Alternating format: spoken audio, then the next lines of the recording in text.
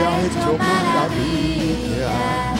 Canten, canten al Señor, canten cantos de alegría. Aleluya, aleluya, aleluya, aleluya, aleluya, aleluya, aleluya. El Señor esté, el Señor esté con ustedes. Y con tu espíritu. Proclamación de la buena nueva de nuestro Señor Jesucristo según San Lucas. Gloria a ti, Señor. En aquel tiempo, Jesús dijo a sus apóstoles: ¿Quién de ustedes, si tiene un siervo que labra la tierra o pastorea los rebaños, le dice cuando éste regresa del campo: entra enseguida y ponte a comer? ¿No le dirá más bien: prepárame de comer y disponte a servirme para que yo coma y beba? Después comerás y beberás tú. ¿Tendrá acaso que mostrarse agradecido con el siervo porque éste cumplió con su obligación? Así también ustedes, cuando hayan cumplido todo lo que se les mandó, digan: no somos más que siervos, solo hemos hecho lo que teníamos que hacer. Palabra del Señor. Gloria a ti, Señor Jesús. Por la lectura del Santo Evangelio sean perdonados nuestros pecados. Amén. A ver, sentados.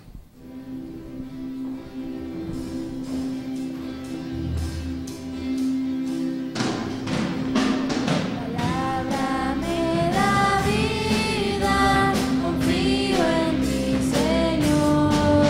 Tu palabra es eterna, en ella esperaré. Dichoso el que con vida intachable camina por las sendas del Señor. Dichoso el que guardando sus preceptos los busca de todo corazón. Tu palabra me da vida, confío en ti, Señor. Tu palabra es eterna, en ella esperaré.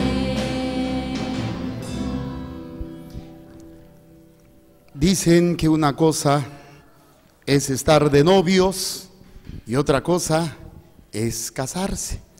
Y yo conozco gente que es bien sacatona para el matrimonio, bien sacates, pero bien sacates.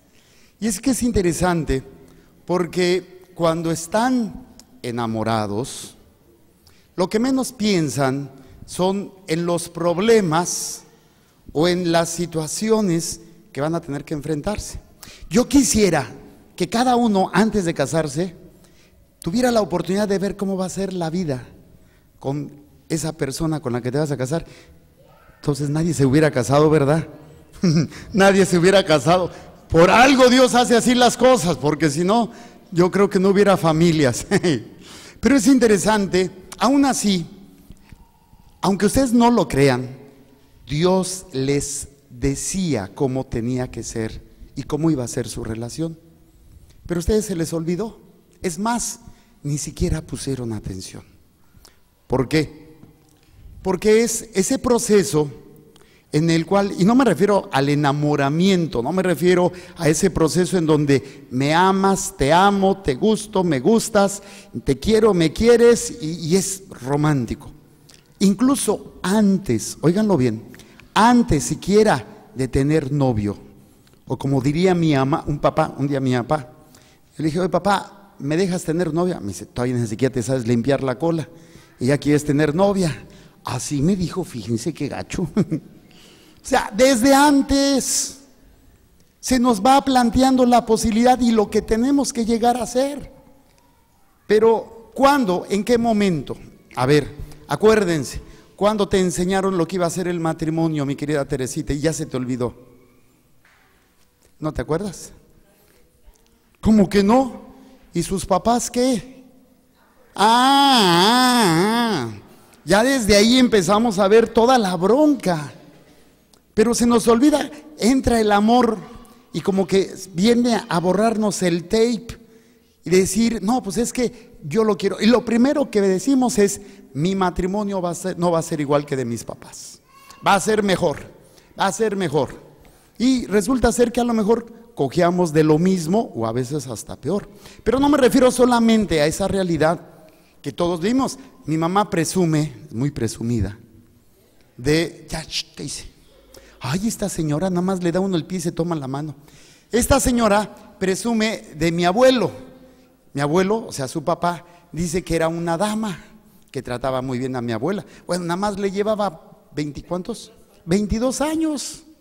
Pues le decían sarampión a mi abuelo, pues agarraba pura infante, mira qué gacho. Yo creo que estaba tan cansado el ruquito que ya ni para pelear tenía ganas. Bueno, pero sí era bueno para tener hijos, tuvieron 13. Mi mamá es la más grande de todas, nada más que está más chaparrita, pero de los 13 es la más grande mi mamá. Pero no me refiero nada más a eso, porque mi mamá presume de que mi abuelo era una dama con mi abuela y que mi abuelo nunca los regañaba, nunca los regañó. O sea, nada más se portaban mal, los llamaba, platicaba, quién sabe qué les diría o cómo les diría, que terminaban chillando, salían chillando, pero nunca les pegó ni nunca los regañó. Nada más, a ver, ¿tú crees que esto es correcto? Que quién sabe. No, hombre, ahora lo hace mi abuelo con una persona de aquí, pues lo mandan por un tubo al pobre ruquito. Lo bueno es que ya se murió, porque si no, no hubiera aguantado. Pero no me refiero solamente a ese proceso, me refiero al currículum. ¿Al qué? A ver, los universitarios, a ver, ¿qué es el currículum? Que yo le digo el ridiculum. ¿Qué es el currículum? A ver, acá el señor Zárraga. A ver. Es donde se ponen todos los datos desde el nombre y a través de toda su vida de profesionista o de que hayas terminado la carrera, pones todo lo relacionado a los puestos que has tenido y en fin, es... O sea, toda tu historia académica, toda tu historia académica y tu historia laboral. ¿Dónde hiciste el kinder? ¿Dónde hiciste la primaria? ¿Dónde hiciste la secundaria? ¿La prepa? ¿La universidad? ¿Qué trabajos has tenido? Pero se nos olvida parte de ese currículum, y no me refiero al que le presento yo a mi posible empleador o a donde quiero entrar a trabajar. Parte de ese currículum tiene que ver con nuestra fe. Y es lo que se nos enseña de niños. Pero no entendemos que es precisamente esa preparación para cuando este hombre, este desgraciado, infeliz, poca ropa, traga de balde, come cuando hay, levanta palitos, borracho, mantenido, mujeriego y todo lo demás. Conste que no lo conozco, te falle. Tú ya habías sido preparada, ¿cuándo? En tu currículum venía, pero no en un currículum de trabajo, sino en tu currículum de fe. ¿En qué fe has sido bautizada? Por la católica. ¿Y qué significa? Mi fe puesta en Dios. Mi fe puesta en Dios. También le llamamos de otra manera, le llamamos religión. ¿Le llamamos cómo? A ver, estas señoritas que hace ratito, no sé si me estabas coqueteando los ojitos que estabas haciendo, pero yo estaba rezando el rosario y empezó a hacerle así. Yo dije, ay Dios mío, ya me quieren pervertir aquí. A ver, chaparrita, ¿qué es religión? Y te puso coyoyaya. ¿Qué entiendes por religión? Ya te puso. Bueno, a ver, te va a ayudar el señor de atrás que está muy serio. A ver, el de chalequito negro. ¿Qué entiende usted por religión? Sí, usted, pues usted es el único que trae chaleco negro o gris. La fe que uno tiene, muy bien. ¿Alguien más que me quiera ayudar, iluminar? A ver, ¿quién más entiende o conoce lo que significa religión? Porque dice Pablo, yo sé que pusieron atención a la primera lectura, ¿verdad, Rachid? ¿De qué se trató la primera lectura, Rachid? Ay, padre, pues. De Tito. Dice Tito, fíjense lo que nos dice Pablo a la carta a Tito. Porque la gracia de Dios se ha manifestado para salvar a todos los hombres y nos ha enseñado a renunciar a la vida sin religión. ¿Sin qué? ¿Y qué es la religión? Religión significa religar, volver a unir lo que estaba separado. ¿A qué nos va a unir? A Dios. Entonces, para poder llegar a cumplir este currículum, se nos enseña desde el catecismo los mandamientos. ¿Cuáles son los primeros mandamientos? A ver, escucha Israel. Luego, ¿qué sigue? ¿Qué sigue? Escucha Israel. El Señor tu Dios es uno solo. Amarás al Señor tu Dios. Segundo mandamiento. Ya se me olvidó. Segundo mandamiento. Ese es el tercero. No jurarás en nombre de Dios. A ver, la que está al lado de Rachi. Tercer mandamiento. Y está en tu currículum. Está en tu currículum. Ese es de los mandamientos de la ley de la iglesia. Santificarás las fiestas. Bueno, pero por ahí más o menos iba. Por ahí más o menos iba.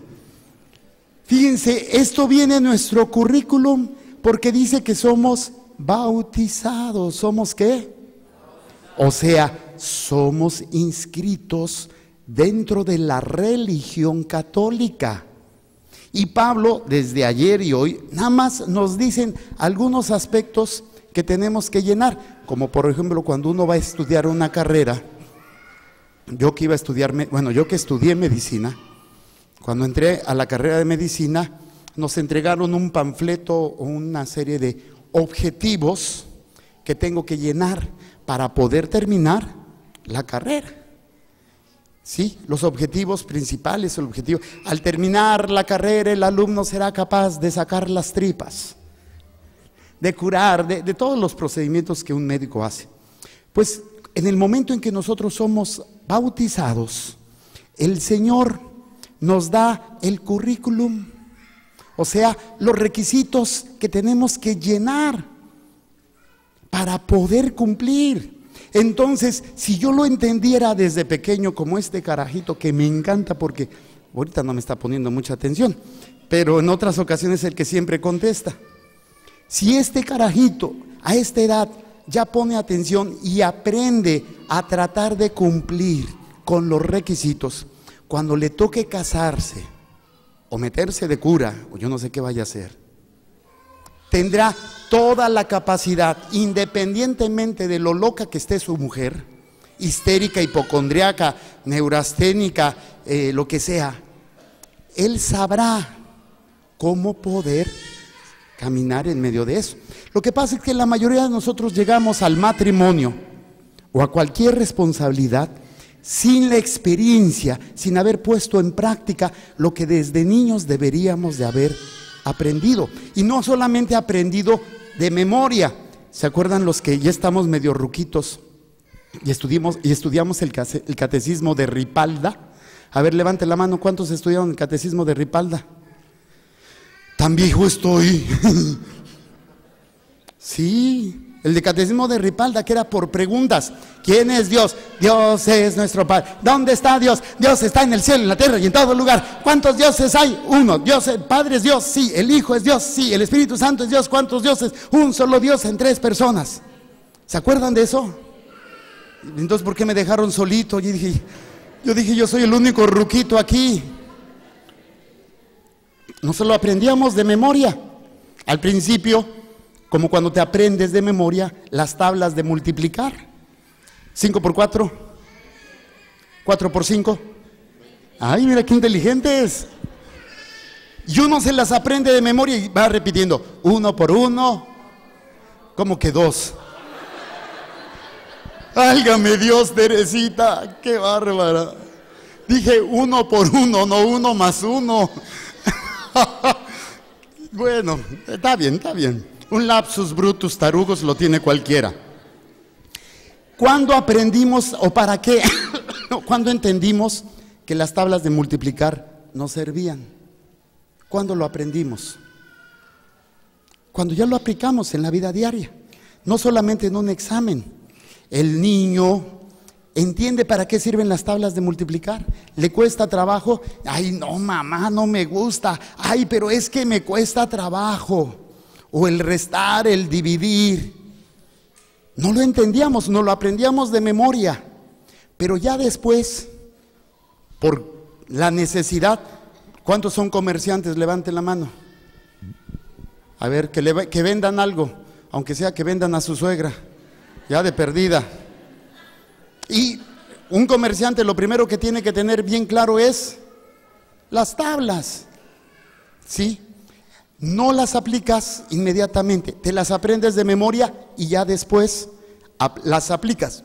Sería lo ideal que pasara con los mandamientos, sería ideal que pasara con las obras de misericordia corporales. Ay, ay, ay. Pati,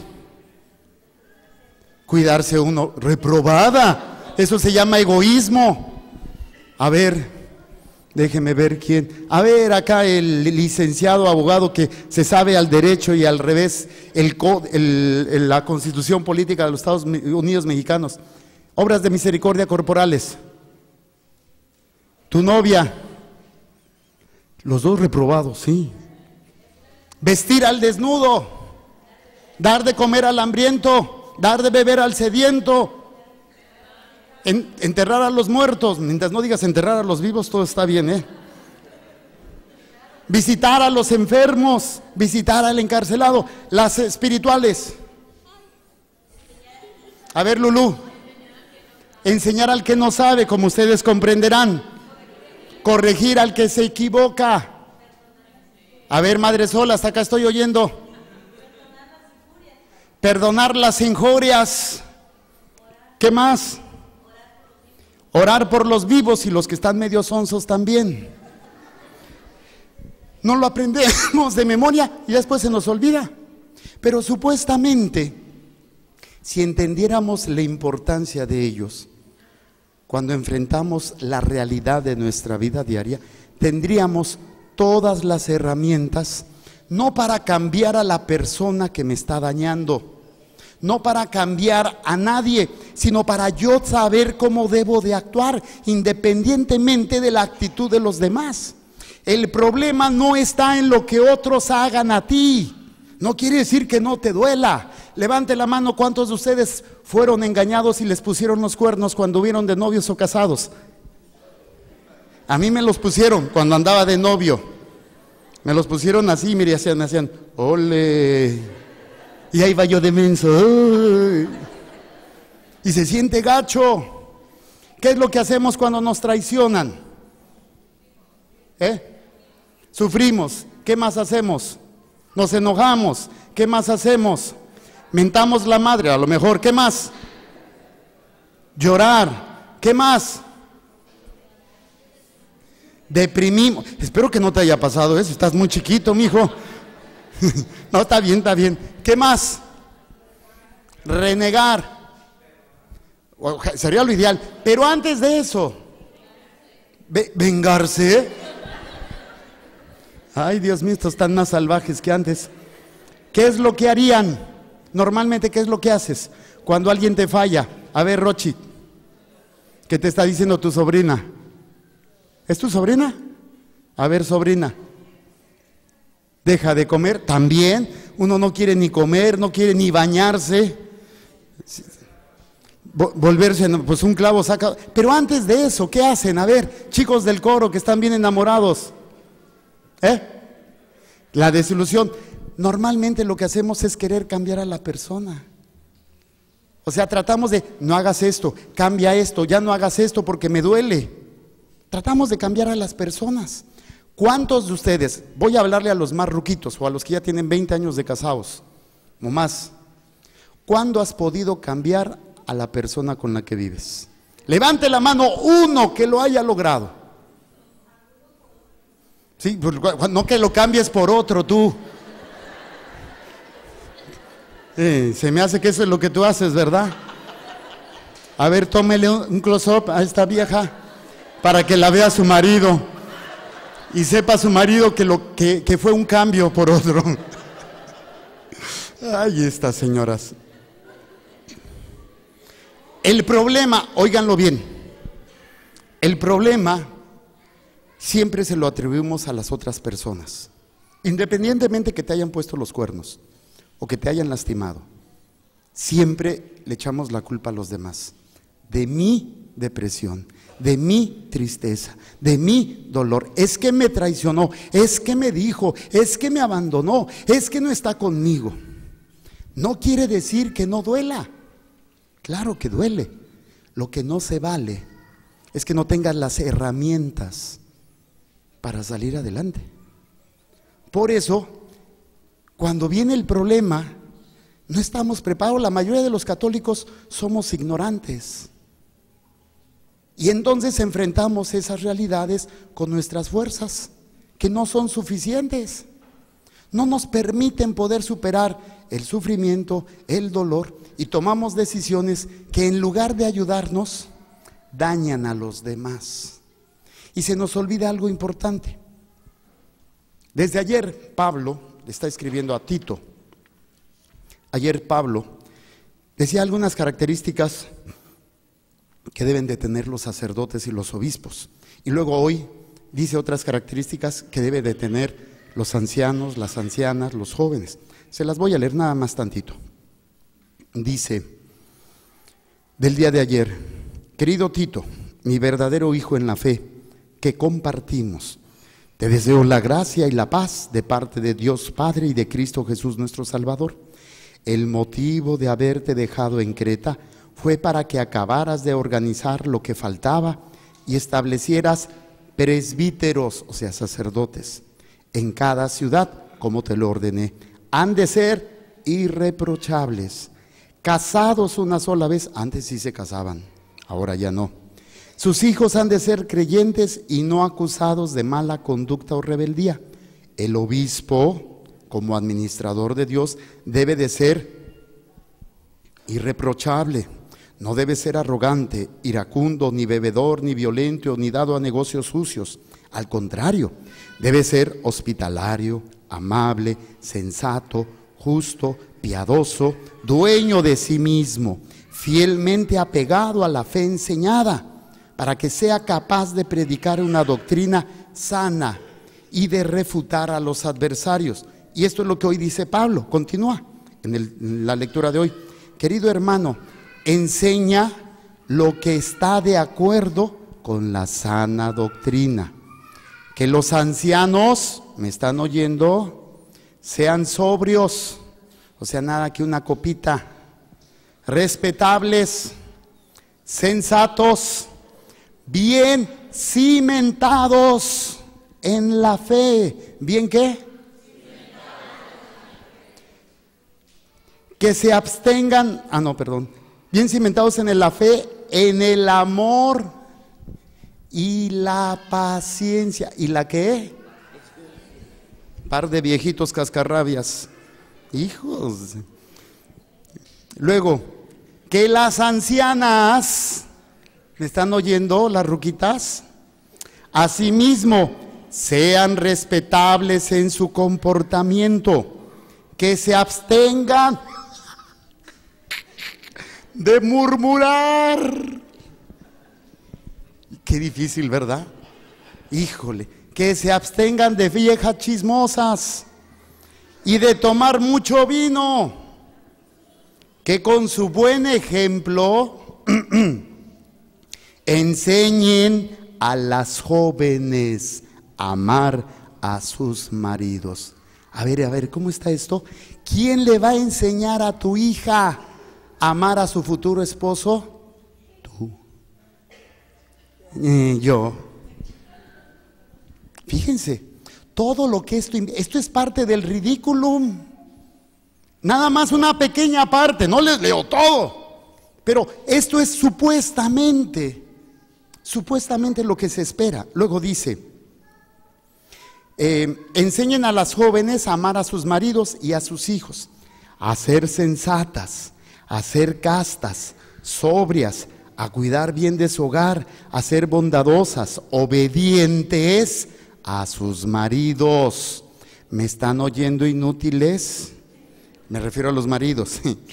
Para que nadie pueda hablar mal del evangelio. ¿Para que nadie pueda hablar mal de quién? ¿qué es lo que ustedes oyen cada misa? La palabra de Dios. Todos los días cuando ustedes van a misa, que no van todos los días, pero al menos los domingos y a veces los martes o los miércoles, al menos aquí en Montemaría, se les está hablando del Evangelio, la palabra de Dios, que todos son las características básicas, elementales, que todo buen cristiano deberíamos de tener. Pero desgraciadamente la mayoría de nosotros crecimos sin nunca estrenar esta responsabilidad. Por eso Pablo está planteando todo esto. Déjenme seguirles diciendo: obedientes a sus maridos para que nadie pueda hablar mal del Evangelio. Exhorta igualmente a los jóvenes, allá que traen con un mar de lágrimas, a ser sensatos en todo, y dales tú mismo buen ejemplo. Cuando enseñes, hazlo con autenticidad y dignidad, con un lenguaje sano e irreprochable, para que los adversarios tengan que retirarse al no poder decir nada malo de nosotros. Aquí viene la parte que les decía: porque la gracia de Dios se ha manifestado para salvar a todos los hombres. ¿La gracia de qué? Se ha manifestado. ¿Para qué? Para salvar. Entonces, el currículum del católico, de la persona que vive la fe católica, ¿cuál es la meta? Del médico tiene sus objetivos, del ingeniero, del maestro, del abogado. Cada uno tiene sus objetivos o lo que se va a pedir que pueda realizar cuando termine la carrera. Del católico, ¿cuál es? La salvación. ¿Nada más la tuya? La de todos los que Dios te ha encomendado. Eso es lo que se espera. Eso es lo que tendríamos que estar trabajando, independientemente que si el otro o la otra está conmigo o no está conmigo. Esa es mi responsabilidad. La salvación de las almas. Y estas almas que precisamente dice: porque la gracia de Dios se ha manifestado para salvar a todos los hombres, y nos ha enseñado a renunciar a la vida sin religión y a los deseos mundanos, para que vivamos ya desde ahora de una manera sobria, justa y fiel a Dios, en espera de la gloriosa venida del gran Dios y Salvador, Cristo Jesús. Nuestra esperanza, Él se entregó por nosotros para redimirnos de todo pecado y purificarnos, a fin de convertirnos en pueblo suyo, fervorosamente entregado a practicar el bien. Concluyo esta parte. Mi responsabilidad como católico es que tengo la obligación de enseñar mi fe. ¿De enseñar qué? ¿Cómo se enseña la fe? Con el ejemplo.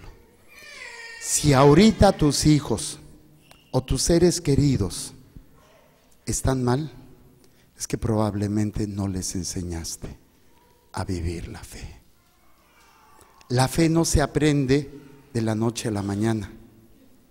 La fe es un proceso de maduración, en donde el hombre va a ir aprendiendo poco a poco. Se nos pide que seamos buenos. ¿Cuántos de nosotros hemos tratado a lo mejor cambiar nuestro carácter o dejar un vicio? Decimos, ahora sí voy a dejar esto, pero me doy cuenta que no puedo. Me doy cuenta, hoy en la comida estábamos platicando, estaban las monjitas, bueno, antes de la comida estaban las monjitas preparando la comida. Estaba Madre Rosario, Madre Marisol, Madre Yasmín, Madre Blanquita, Madre Isabel, estaba Fray Firi y estaba yo, Madre Teresita. Bueno, y estábamos hablando de quién se enojaba más rápido, quién tenía el carácter más difícil. Bueno, no voy a decir quién para que no se enojen las monjitas, pero es interesante cómo muchos de nosotros queremos cambiar y no podemos. ¿Por qué? Porque desgraciadamente llevamos toda una forma de vida sin religión. El hecho que vengas a la iglesia, el hecho que te confieses, no significa que tengas religión. Religión significa estar unido en todo a Dios. En todo. O tratar al menos, no quiere decir que lo vas a lograr, pero tratar al menos de estar unido en todo con Dios. Y muchas veces nosotros en esa dirección que hemos tomado nos alejamos de Dios porque no nos conviene o porque no nos interesa o porque nos es más atractiva otra vida. Entonces vamos creciendo con estas carencias y enfrento la realidad de mi matrimonio, enfrento la realidad que me corren del trabajo, enfrento la realidad que me dicen que tengo cáncer y que me voy a morir, enfrento la realidad que se muere un ser querido, enfrento la realidad que me han abandonado o que soy víctima de una injusticia o de una violación. Y no tengo las herramientas para poderlo enfrentar. ¿Por qué? Porque desde pequeño no aprendí a vivir mi fe. ¿Qué tengo que hacer? Ya estoy ruquito, este par de viejitos. Papá ya tiene 83, mi mamá tiene 77, 6. Ellos a lo mejor, yo los agarro de ejemplo porque son mis viejos, les tengo la confianza. Ellos a lo mejor nunca han vivido la fe. Van a misa, comulgan, pero a lo mejor nunca han sabido aplicar verdaderamente esa fe. Es difícil que se vuelvan niños o que vuelvan a estar en esa edad para empezar, pero no quiere decir que no puedan. Y es lo que nos presenta el Evangelio de hoy. ¿De qué se trató el Evangelio de hoy? Ahí mi compadre. No, ¿de qué se trata? Yoshi, el Evangelio de hoy.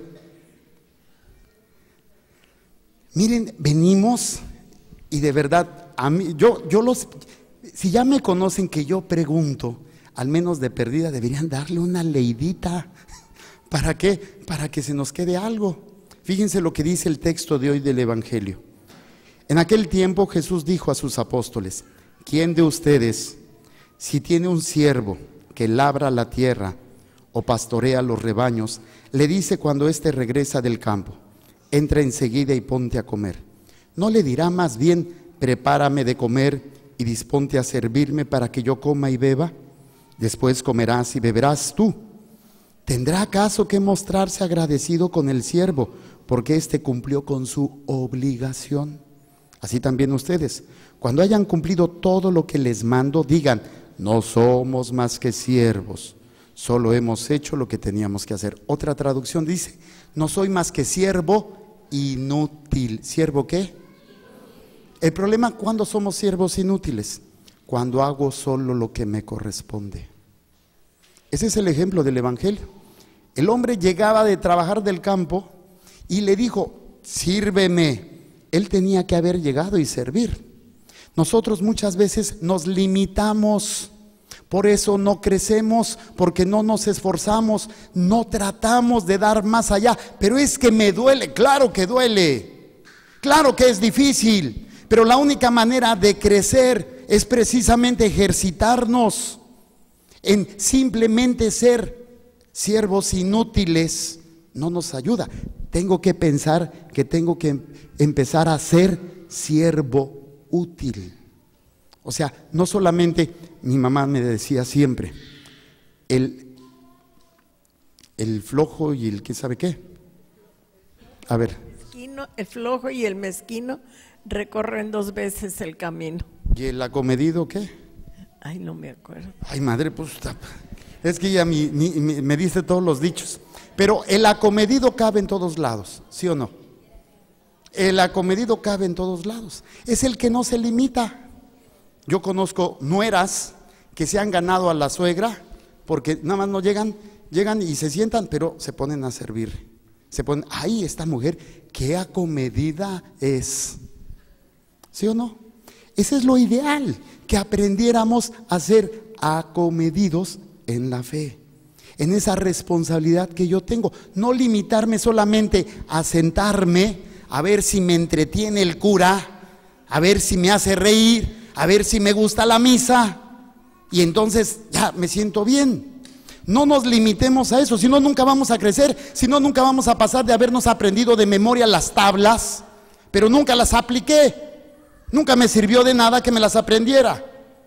Es lo mismo, ¿de qué me sirve toda la fe, todo lo que supuestamente he aprendido o debía haber aprendido, o a lo mejor me lo aprendí y se me olvidó, si no lo pongo en práctica?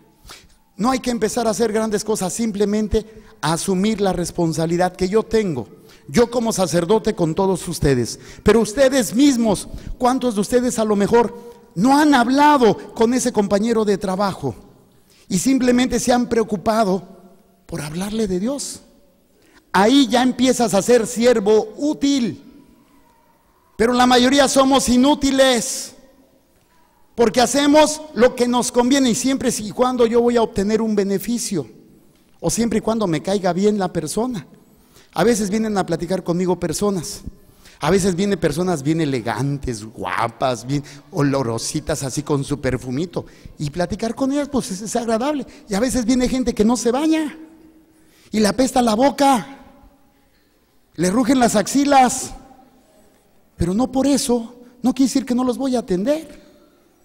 Es una exageración, pero el problema aquí es que nosotros nos hemos limitado simplemente a hacer lo que tengo que hacer: venir a la iglesia, darme mis golpes de pecho, rezar y no más. ¿Y qué estoy haciendo por los demás? ¿En qué estoy evangelizando? Veo personas que están sufriendo. ¿Soy capaz de atenderlas? ¿O al menos hablarles de mi fe? Supuestamente estamos renunciando a una vida sin religión. O sea, que me comprometo a tratar de ganar a los demás para Dios. Con eso puedo empezar a desarrollar todos los dones que Dios me ha dado. Yo insisto mucho con los matrimonios. Tengo ahorita varios matrimonios con muchos problemas. Y tengo testimonios también muy hermosos. Y les he insistido, ¿para qué sirve que te cases y tengas el sacramento del matrimonio? ¿De qué sirve el sacramento del matrimonio? Hace rato platicaba con una pareja que me caen muy bien y tienen tiempo viniendo a misa, pero decía, ¿por qué no me dijeron antes? Para poderlos casar. ¿De qué sirve el sacramento del matrimonio? Es el poder que Dios te da para poder bendecir y convertir a tu esposo o a tu esposa, pero ninguno lo ejercita. No hace a la tarea de orar por su esposo. A veces oramos nada más, pero para que se convierta, para que dejes. No, tú tienes el poder. Cuando llegue borracho, así con la cara de que ya vine hasta atrás, agárralo borracho.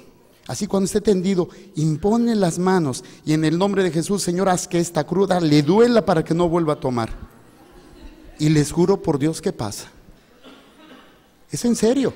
Ustedes tienen un poder, pero nunca lo han usado. El sacramento del matrimonio no solamente es para fregarte.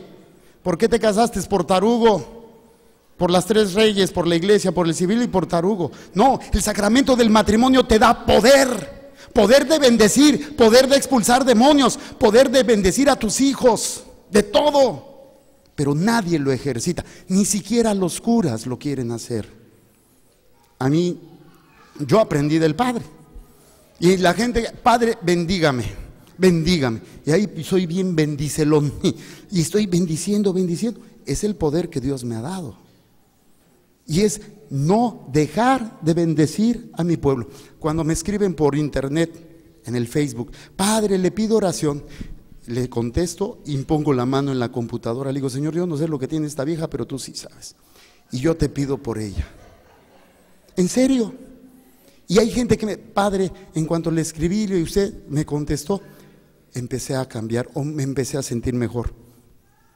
Si yo lo ejercito, cada vez va a crecer más. Mi religión va a crecer. ¿Mi qué? O sea, mi unión, mi fe en Dios. Ayer en el Evangelio, ya no les pregunto si lo oyeron, porque obviamente si no oyeron estando aquí, menos ayer. Fíjense lo que dice Pablo a los discípulos. No es posible evitar que existan ocasiones de pecado, pero ay de aquel que las provoca. Más le valdría ser arrojado al mar con una piedra de molino sujeta al cuello que ser ocasión de pecado para la gente sencilla. Tengan cuidado, pues. Y luego viene aquí otro del currículum. Si tu hermano te ofende, trata de corregirlo. ¿Trata de qué?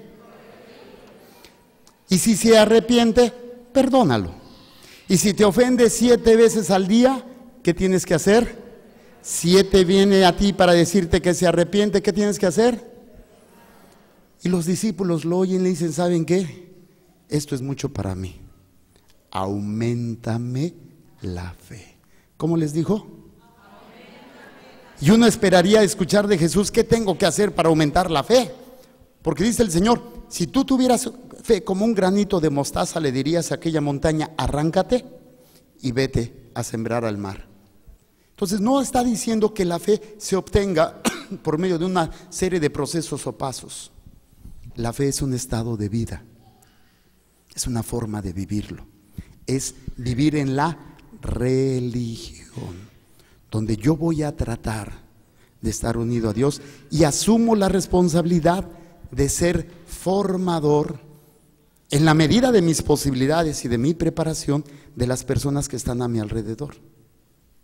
Yo soy responsable de las personas que trabajan conmigo, pero no lo ejercito. ¿En qué trabaja usted? Comerciante. ¿Cuántas veces a los que con ustedes trabajan les ha hablado de Dios? No me conteste, pero esa es su tarea. Y los que van a comprarle, al menos bendecirlos, ya de perdida, que Dios le bendiga, ya de perdida, empezar con algo. Y les juro por Dios que vamos a cambiar esta ciudad y vamos a cambiar nuestro país, pero necesitamos unirnos. Los matrimonios serán transformados, los jóvenes. Será una transformación, una renovación completa de nuestra sociedad, pero queremos cambiarla rascándonos la panza. Queremos que las cosas mejoren sin asumir mi responsabilidad. Y no me refiero solamente a mi responsabilidad civil, si soy abogado, si soy lo que sea. Estoy en una raíz más profunda. La raíz más profunda, mi responsabilidad como católico. Cuando asuma, óiganlo bien, cuando asuma la responsabilidad de ser católico, aprenderé a ser padre, a ser esposo, a ser madre, a ser hijo, a ser suegra, a hacer lo que sea. Pero nos abocamos más a hacer una cosa, pero sin la fe, sin la conciencia y la responsabilidad que yo tengo. Cada uno de nosotros podríamos ser mejores. No estoy hablando del otro, estoy hablando de ti, lo que tú tienes que asumir y lo que tú puedes hacer. Ya una vez les compartía esto.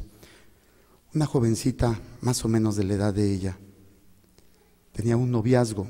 Se conocieron en Dios, en un grupo juvenil.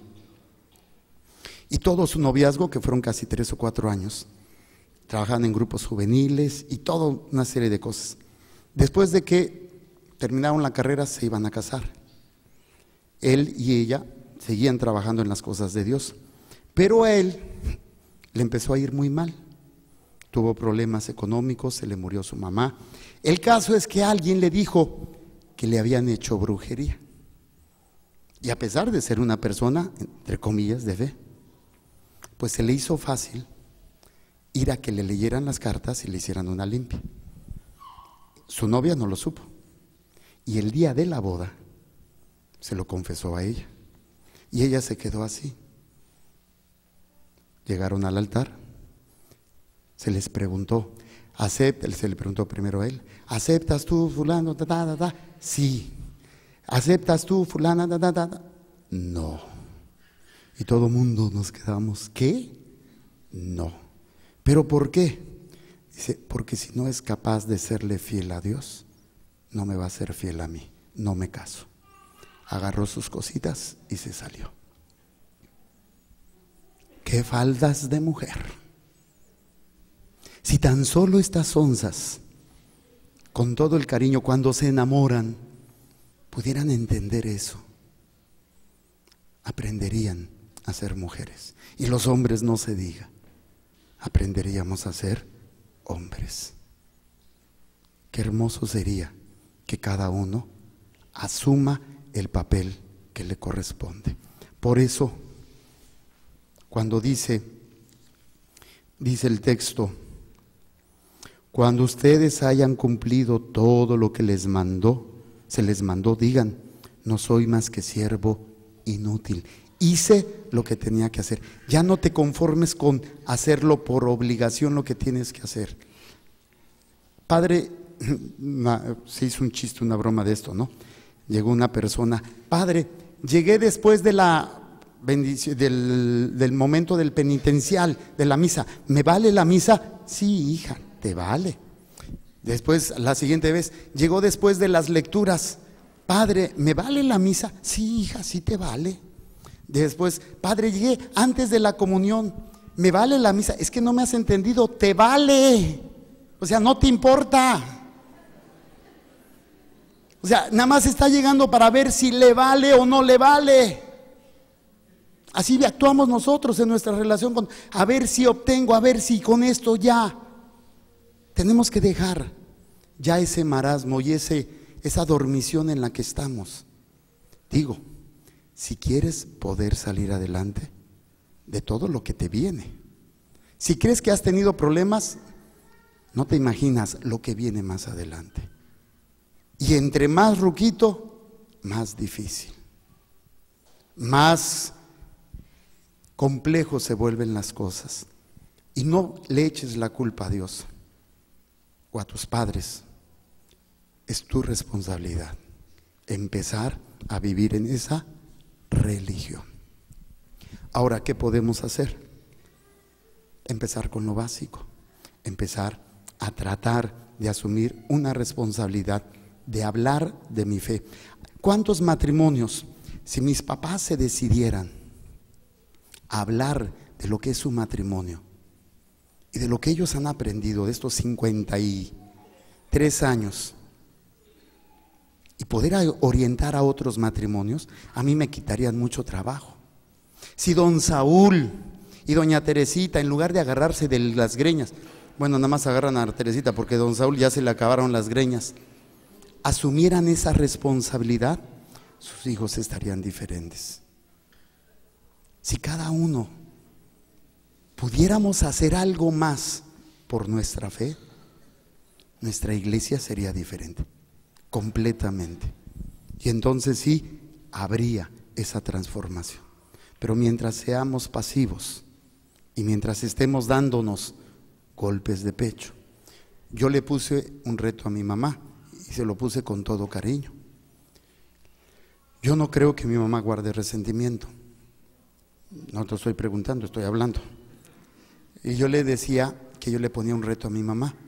Ella está enfermita, en una enfermedad. Y yo le decía que ofreciera su enfermedad, no por nosotros. ¿Qué chiste tiene que lo ofrezca por sus hijos? Es su obligación. Siervo inútil, pero aprende a ser útil. Ofrécelo por ese yerno que quiso matar a mi hermana y a mis sobrinos. Entonces ya está siendo siervo útil. ¿Sí me están entendiendo? ¿Quieres ser siervo útil o siervo inútil? Yo te reto a que empieces a ser siervo útil y que veas la responsabilidad que todos tenemos para tratar de ganar esas almas. Nadie lo va a hacer por ti. Y cuando estemos delante de Dios y Él te diga: oye, pero es que mira la vieja que me mandaste, la suegra. No digo que sea tú, nada más estoy señalando.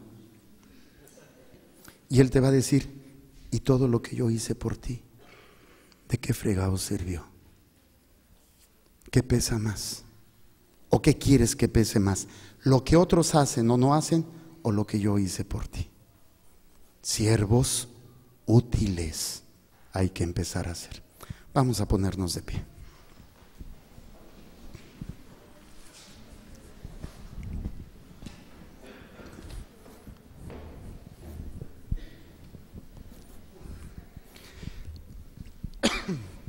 ¿Qué les parece si todo lo que le querían pedir a Dios hoy, o por lo que venían a pedirle, lo vamos a utilizar para convertirnos en siervos útiles?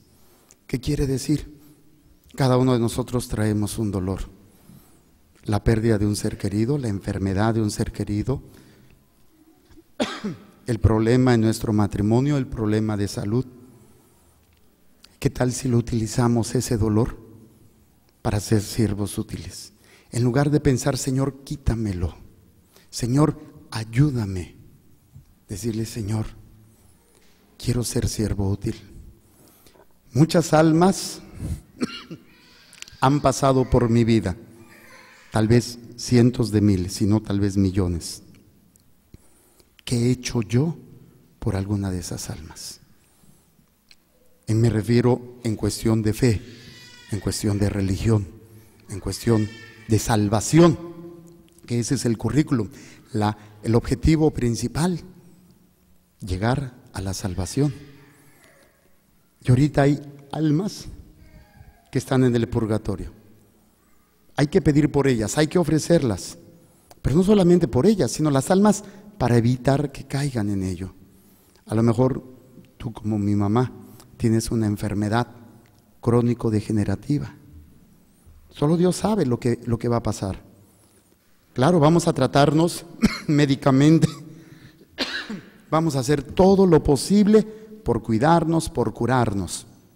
Pero si se da o no se da ese proceso, quiero ser siervo útil. ¿Qué tal si mi enfermedad, qué tal si mi problema, qué tal si mi dolor, si mi tristeza, qué tal si mi soledad, si mi sufrimiento puede servir para salvar un alma? Entonces ya estoy siendo siervo útil. El inútil es el que hace esto, ahí voy, ya hice lo que me tocaba. ¿Qué clase de siervo quiere ser? Cierren sus ojos. Y yo los invito, aquello que traes en tu corazón y que tanto has pedido a Dios y que le sigues pidiendo, y que no sea malo, y no es malo que le pidas, pero que a lo mejor puedes hacer algo más que solamente estarle pidiendo para que estés bien tú o para que esté bien tus seres queridos. Ese dolor, esa enfermedad, ofrécesela a Dios por la salvación de las almas que Dios te ha encomendado, incluso de aquellos que a lo mejor ni siquiera tienen vela contigo, pero que te dañaron, te lastimaron. Esa persona que se metió en tu matrimonio, esa persona que te robó a tu esposo, a tu esposa, esa persona que asesinó a tu ser querido. Yo no sé, hay tantas cosas que puedes hacer con lo que estás viviendo. Hay tanto bueno que hacer, hay tanto bien que hacer con lo que estás padeciendo o con lo que estás viviendo. En lugar de ser una persona que nada más se pone como el centro, cómo sufro, cómo me duele, cómo me pasa esto. Si Jesucristo hubiera hecho eso, ¿qué hubiera sido de nosotros? Pero Él ofrece su dolor en la cruz. Padre, perdónalos porque no saben lo que hacen. Y se ofrece. A lo mejor lo que tú estás viviendo es una injusticia. Ofrécesela a Dios. Señor, si esto sirve para ganar un alma, quiero ser siervo útil, no un inútil que solamente quiere hacer lo límite, lo mínimo. Quiero hacer más. Vamos a decir, Señor Jesús, tú me conoces. Tú me conoces. Y sabes lo que hay. Y sabes lo que hay. Dentro de mí. Dentro de mí. En mi mente. En mi mente. En mi corazón. En mi corazón. En mi alma. En mi alma. Y en mi cuerpo. Y en mi cuerpo. Señor Jesús. Señor Jesús. Me he limitado. Me he limitado. A ser siervo inútil. A ser siervo inútil. Me he limitado. Me he limitado. Solamente. Solamente. A lo que quiero. A lo que quiero. A lo que me gusta. A lo que me gusta. A lo que necesito. A lo que necesito. Y a los que son importantes. Y a lo que son importantes. Para mí. Para mí. Hoy, Señor. Hoy, Señor. Quiero pasar. Quiero pasar. De ser siervo inútil. De ser siervo inútil. Y hacer solamente. Y hacer solamente. Lo mínimo. Lo mínimo. Para hacer lo máximo. Para hacer lo máximo. Quiero ofrecerte. Quiero ofrecer. En este momento. En este momento. Este problema. Este dolor. Esta enfermedad. Esta enfermedad. Este dolor. Este dolor. Esta tristeza. Esta tristeza. y aquí cada uno de ustedes, también mis hermanos a través de los medios. Entréguenselo a Dios.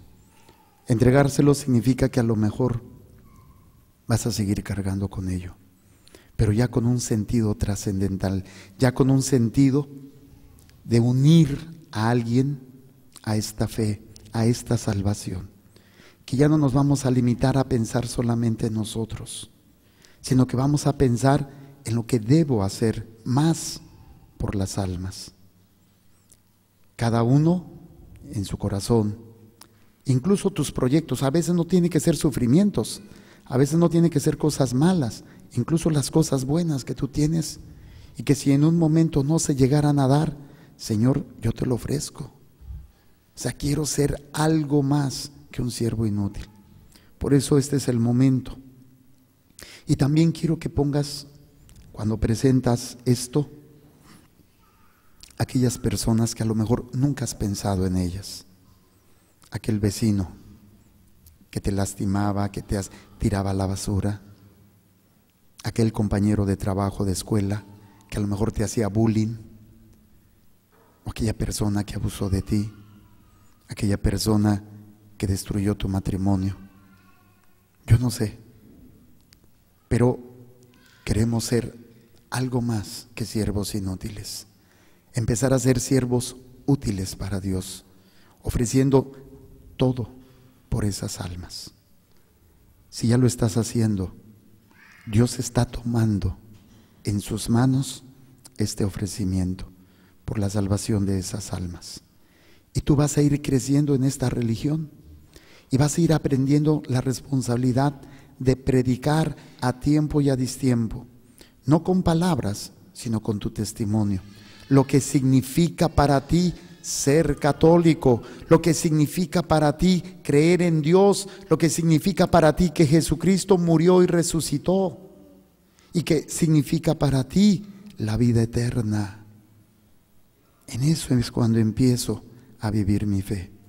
Y vamos a decir, Señor Jesús, Señor Jesús, al entregarte lo que hay dentro de mí, tú, Señor, lo usas tú, Señor, para la salvación para la salvación de estas almas, para la liberación de estas almas, Señor Jesús, Señor Jesús, en tu nombre, con el poder de tu sangre preciosa, yo perdono a todas las personas que han formado parte de mi historia, de mi vida, y que nunca me hablaron, me enseñaron, me adoctrinaron sobre esta religión, sobre estas bases.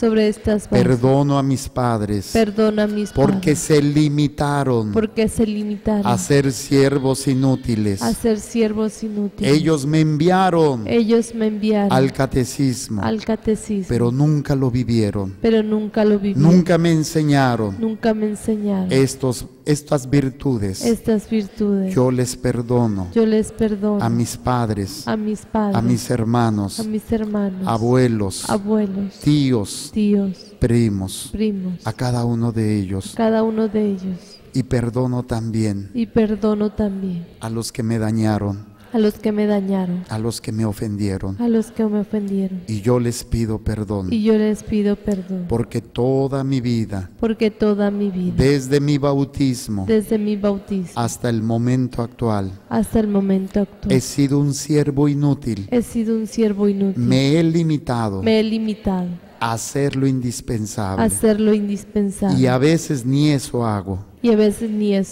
Señor Jesús, pido perdón por tantos años perdidos, tirados a la basura.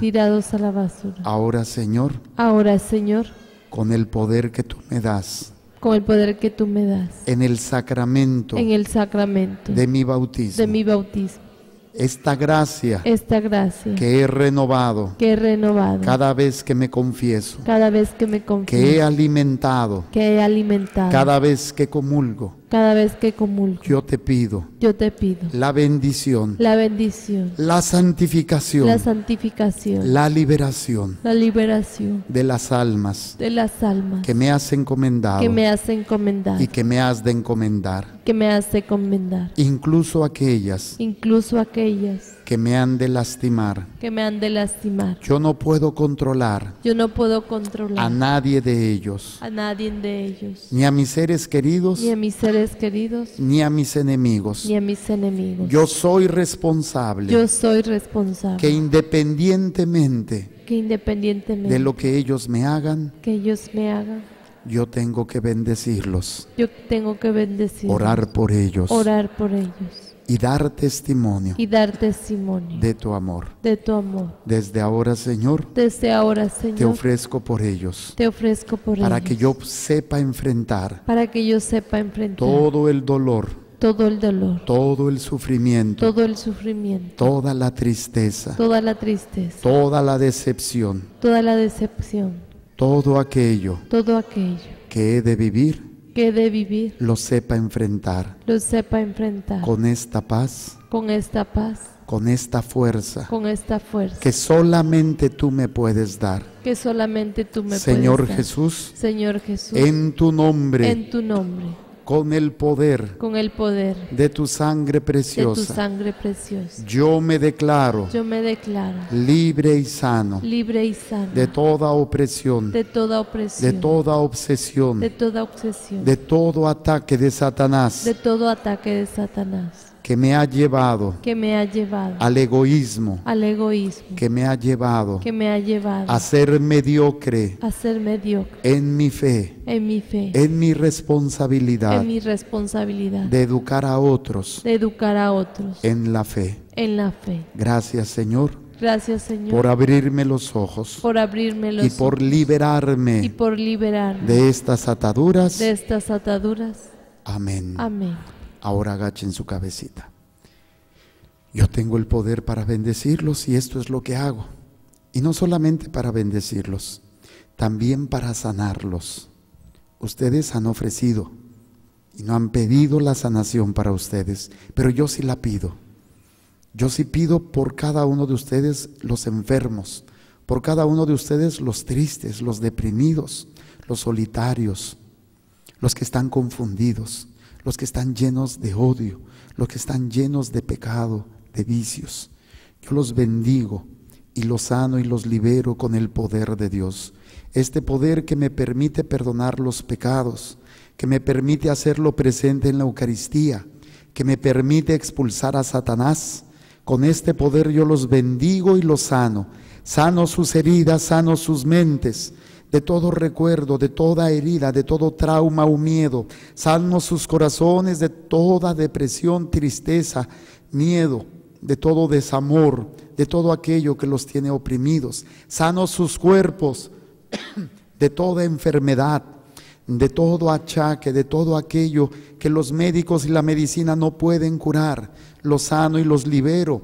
También de toda relación malsana, de toda enfermedad en tus relaciones, donde has caído a lo mejor en la codependencia, has caído en el juego del dime y diretes, de ofensas, de ataques, de querer cambiar a las personas. Yo los libero y sano sus relaciones con el poder de Dios y los sello con su sangre preciosa y los libero en el nombre del Padre y del Hijo y del Espíritu Santo. Amén. Gloria a Dios. Gloria a Dios. Yo sé que el Señor ha hecho grandes cosas. Les voy a pedir nada más un favor. Den el testimonio para que se manifieste la gloria de Dios. No se queden callados. Cuando el Señor hace su obra, no sean siervos inútiles. No solamente es para ti, es para que otros conozcan, amen y sigan a nuestro Señor.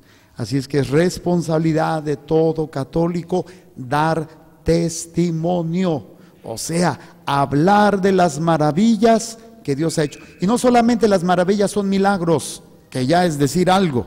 Las maravillas son todas las cosas que Dios te permite vivir y salir adelante, a veces en la enfermedad, a veces en los problemas. El problema no se soluciona, la enfermedad no se soluciona, pero tienes alegría, gozo y paz. Y tienes la capacidad de enfrentarlo y decir, te lo ofrezco, Señor. Ese es un testimonio maravilloso. No solamente, repito, cuando se dan los milagros, que es muy hermoso, pero también cuando tienes la paz, tienes la fe y la fortaleza para aguantar lo que te toca vivir, desde la fe, desde la cercanía, el estar ligado a tu Dios. Pues vamos a continuar. Yo les pido nuevamente, den su testimonio, no se queden callados. Pueden buscar a Madre Blanquita, pueden buscar a Sami, o venir y al inicio de la misa de sanación me pasan un papelito: Padre, al terminar la misa quiero dar mi testimonio. O si alguno quiere dar su testimonio al terminar la misa, me avisa y de una vez le damos la gloria a Dios. Amén. Amén. Muy bien, pues vamos a continuar. Pongan sus manitas, que voy a bendecir sus trabajos. Señor, derrama tu gracia y tu bendición en estas manos que hoy te presentan esta ofrenda, también de mis hermanos que están a través de los medios y que están poniendo sus manitas, porque con sus granitos de arena seguimos esta evangelización, para que tu divina providencia se extienda en cada instante y momento, para que nunca nos falte casa, vestido y sustento, y a la hora de la muerte, el Santísimo Sacramento.